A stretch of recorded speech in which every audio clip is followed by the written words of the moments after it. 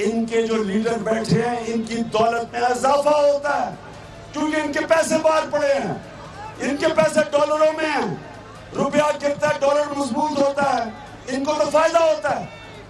कौम गरीब होती है, ये अमीर होते हैं। इसलिए इनका और पाकिस्तान का इंटरेस्ट एक नहीं है।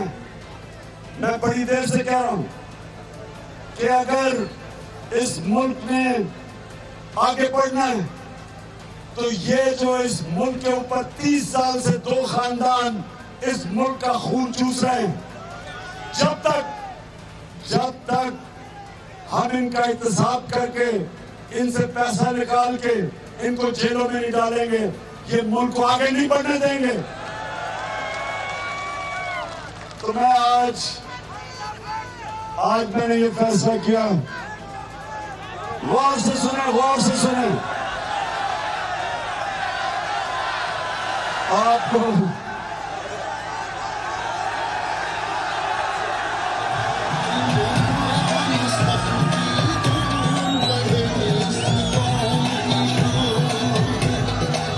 इस्लामिक टच भी दे दे और सलम की भी मिसाल दे दे।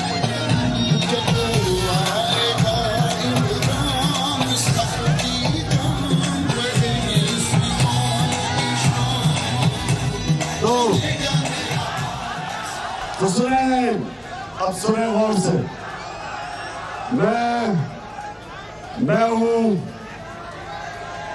एक जो अपने आप को आशिक रसूल कहता हूं।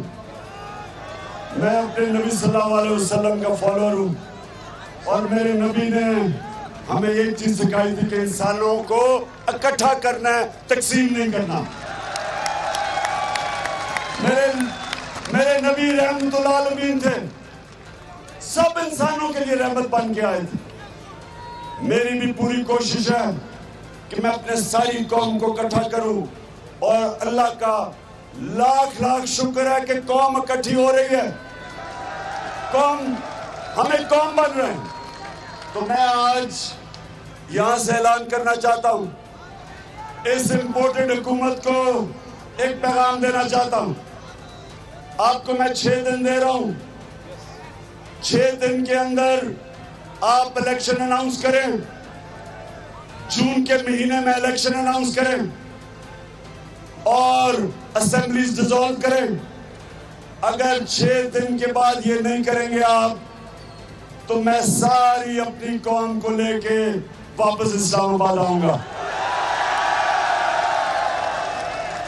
आपके पास टाइम है, गवर्नमेंट आपसे चल नहीं रही, आप गवर्नमेंट चलाने नहीं आए, करप्शन केसेस आप अपने खत्म करवा रहे हैं। इसलिए 6 दिन अगर 6 दिन में आपने फैसला ना किया तो मैं सारी अपनी कौम को लेके इंशाअल्लाह इस्लामाबाद आऊंगा और इस बारी कोई रुकावटें नहीं होंगी, क्योंकि सुप्रीम कोर्ट का हुक्म है कि कोई किसी किस्म की पुरअमन एहतजाज पे किसी किस्म की रुकावट नहीं हो।